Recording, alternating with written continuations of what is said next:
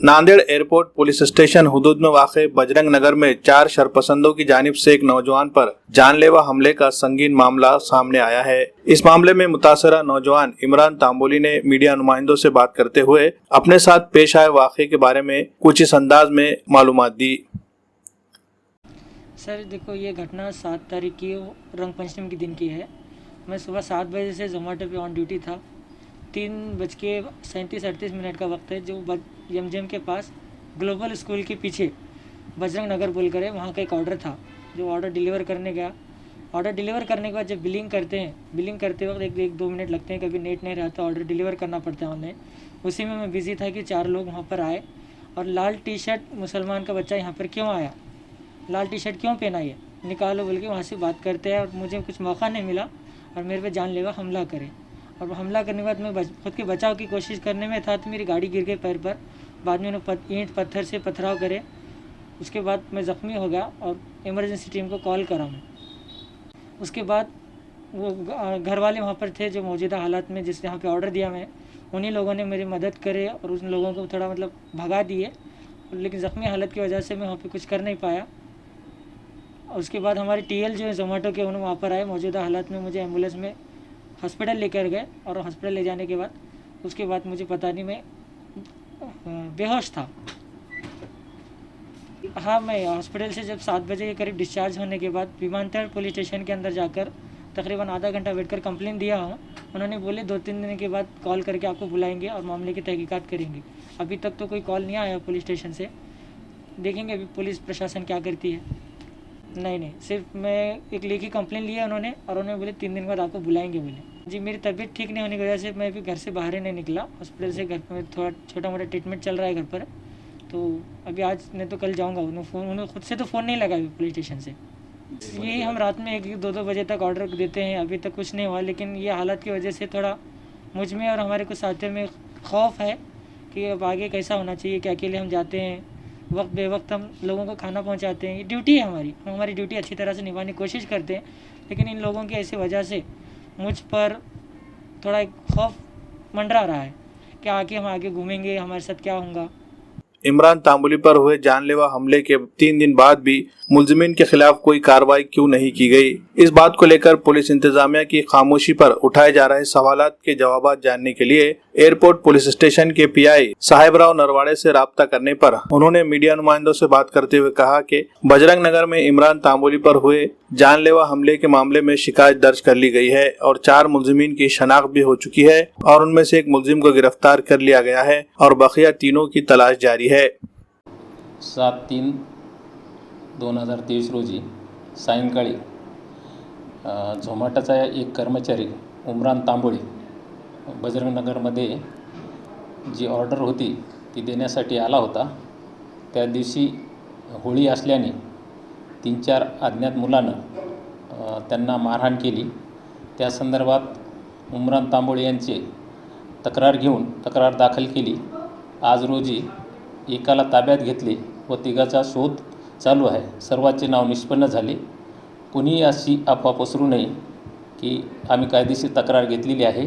कोणतीही परिस्थिती शांततेत चाललेली आहे, निर्माण झालेली नाही।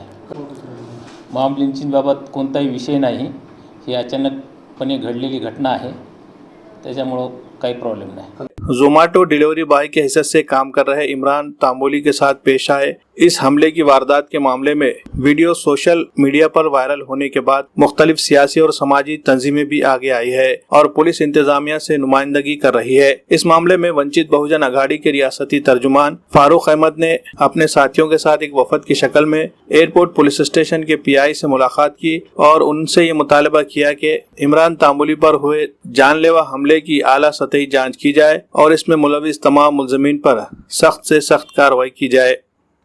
धूलिवंदन के दिन यानी होली के दिन जो लोग घरों पे रहते हैं, बाहर मार्केट बंद होता है, होटल बंद होते हैं और जो लोग भूख के कारण कुछ ऑर्डर देते हैं तो ऐसी ऑर्डर की सप्लाई करने के लिए ज़ोमैटो डिलीवरी बॉय के हैसियत से एक नौजवान शहर के बजरंग नगर इलाके में जब गया तो वहाँ पर उस बच्चे की दाढ़ी को देखकर कि ये मुस्लिम बच्चा हमारे इधर क्यों आया बोलकर 4 बच्चों ने, शरारती बच्चों ने उस बच्चे के साथ मारपीट करने की घटना हुई थी। और वो घटना होने के बावजूद इतने दिन हो गए और वो बच्चे के उस मामले पे क्या एक्शन हुआ ये जानकारी लेने के लिए वो बच्चे ने हमको जब अप्रोच किया कि भाई इसमें उनको इंसाफ चाहिए, तो उस बच्चे के साथ जब हम पुलिस स्टेशन आए, यहाँ पे अभी मेरी पीआई साहब से भी बात हुई है। ये घटना में जो बच्चों ने मारपीट की उनके चेहरों पे रंग वगैरह लगा होने से वीडियो फुटेज की क्लैरिटी का भी मामला था, उनकी शिनाख्त होने में वक्त लगा, ऐसा पीआई साहब ने कहा। लेकिन चारों भी बच्चों को आज की तारीख में अरेस्ट की जाएगी और उनके ऊपर कड़ी कार्रवाई की जाएगी, यह एश्योरेंस हमको पीआई साहब ने दिया है। मुझे लगता है कि ऐसी जो जहरीली सोच होती है कि अगर हम किसी के मज़हब या जाति के आधार पे उसको ढूंढकर उस पर हमला करते हैं तो वो सोच बहुत ख़तरनाक होती है। ये सोच हमारे नांदेड़ को, जो संतों की भूमि कही जाती है, सूफ़ी संतों का ये नांदेड़ ज़िला है। यहाँ पर हमने देखा है कि यहाँ पे दरगाह है, यहाँ पे गुरुद्वारे हैं, यहाँ पर संतों के बहुत सारे ठिकान हैं। तो यहाँ पर गंगा जमनी संस्कृति वाला अपना नांदेड़ है। इस नांदेड़ के अंदर ये मानसिकता बहुत घातक है। वो घटना करने वाले 4 लोग या वो एक बच्चा मायने नहीं रखता, मायने रखता है कि शिनाख्त करके अगर हमले होते हैं तो यह सोच अपने नांदेड़ की फ़िज़ा में जहर घोल सकती है और नांदेड़ की तरक्की रोक सकती है। इसलिए इसके ऊपर एक प्रॉपर तरीके से एक्शन होना चाहिए और शहर के अंदर ऐसे नौजवान, चाहे वो किसी भी मज़हब के हो, जो धर्म और जाति के नाम पे अगर ये मानसिकता रखते हैं, जहनियत रखते हैं, तो उनके ऊपर तरबियत भी होनी चाहिए, प्रबोधन भी होना चाहिए। इसलिए हमने प्रशासन से मांग की है कि ऐसे इलाके जहाँ पर ऐसी सोच फैलाने का काम अगर कोई कर रहा है तो उन पर भी पाबंदी लगनी चाहिए। कोई अगर ऐसी जहरीली फ़िज़ा को बनाने का काम कर रहा है उन पर भी एक्शन होना चाहिए। ये मांग के लिए आज हम यहाँ पर आए हुए थे। नहीं, देखिए कैसा, इस मामले को मैं नहीं चाहता कि हम इसको हिंदू मुस्लिम का रंग दें, क्योंकि सवाल क्या है कि जो बच्चों ने हमला किया भले ही वो गैर मुस्लिम थे, लेकिन जो लोगों ने उस बच्चे की मदद की, जिन्होंने वो बच्चे की गाड़ी उठाई, जिन्होंने वो बच्चों को बचाया, जिन्होंने वो मारने वाले बच्चों को वहाँ से हटाया, जिन्होंने अपने घर में ले जाकर आसरा दिया, वो भी तो हिंदू थे, वो भी गैर मुस्लिम थे, वो भी हिंदू थे। तो ये हिंदू मुस्लिम का सवाल नहीं, ये गंगा जमनी तहज़ीब की अपनी बहुत बड़ी विरासत है।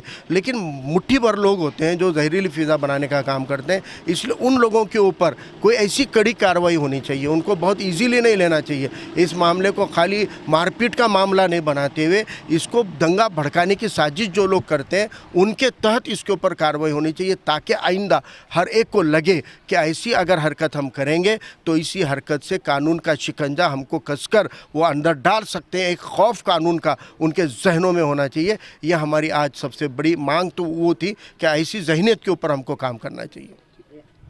वहीं दूसरी तरफ इस मामले में इमाम के रियासती जनरल सेक्रेटरी सैयद मोइन ने भी पुलिस के आला अहदेदारान से बात की है और इस मामले की आला सतही जांच का मुतालबा किया है। मजलिस के सरगर्म कारकुन असलम खान ने अपने तासुरात कुछ इस अंदाज में जाहिर किए। जैसा कि ये जो प्रकरण है, जो होली के दिन जो मामला हुआ, मॉब लिंचिंग जैसा वाक़या जो नांदेड़ के अंदर हुआ, ये नांदेड़ के अंदर ऐसे वाक़यात होना ये बहुत बुरी बात है। हमने आज तक जो है देश के अलग अलग इलाकों में ऐसे वाक़यात सुने, देखे न्यूज़ वगैरह के ज़रिए से। नांदेड़ के अंदर आज जो नांदेड़ का जो माहौल है, एक अमन भरा जो माहौल है, उसके अंदर ऐसा कोई वाक़या होना और वो भी एक फेस्टिवल के दिन ऐसा होना, ये बहुत गलत है। एक किसी की शनाख्त देख के उसके ऊपर जो है अटैक करना, हालांकि वो बच्चा जो है एक डिलीवरी का काम करता है, तो खाना किसी को पहुंचाने के लिए वहाँ पे गया था उस इलाके में। उसको उसका जो हुलिया है, उसकी जो शनाख्त है, वो देख के उसको टारगेट किया गया और उसके ऊपर जानलेवा अटैक किया गया। तो ऐसे वाक़यात होना बहुत गलत बात है। और नांदेड़ में जैसा हम देख रहे हैं कि पिछले कुछ महीनों से, साल से जो क्राइम्स का रेट जो बढ़ गया है, पुलिस डिपार्टमेंट उसको कंट्रोल भी कर रहा है, लेकिन ऐसी सोच जहाँ जहाँ है ऐसे इलाकों में पुलिस डिपार्टमेंट को भी ज़्यादा ध्यान देने की ज़रूरत है, ताकि आइंदा ऐसे वाक़यात ना हो और एक अमन का जो माहौल नांदेड़ के अंदर है वो बरकरार रहे। दूसरी तरफ कांग्रेस लीडर जावेद जेडी ने भी इस मामले की शदीद मजम्मत की। वाज़ेह है कि जानलेवा हमले का ये मामला सामने आने के बाद ज़ोमैटो और इसी तरह दीगर कंपनियों में डिलीवरी बॉय की हैसियत से खिदमत अंजाम देने वाले नौजवानों में डर और खौफ का माहौल पैदा हो गया है।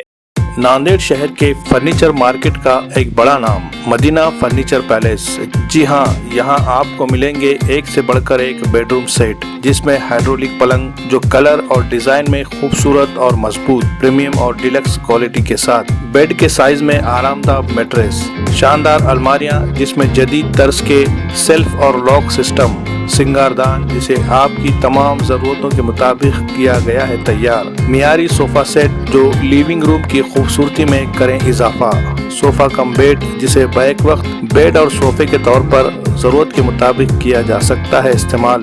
फर्नीचर में और भी बहुत कुछ जो आप चाहे, खास तौर पर शादी व दीगर तकरीबात के लिए 20% डिस्काउंट के साथ वाजबी दाम, 2 साल की मुकम्मल गारंटी। तो देर किस बात की, जल्दी कीजिए। हमारा पता है मदीना फर्नीचर पैलेस, नज़द Pakiza function hall, tyre board, Nanded. Proprietor Shaikh Sohail Shaikh Munir.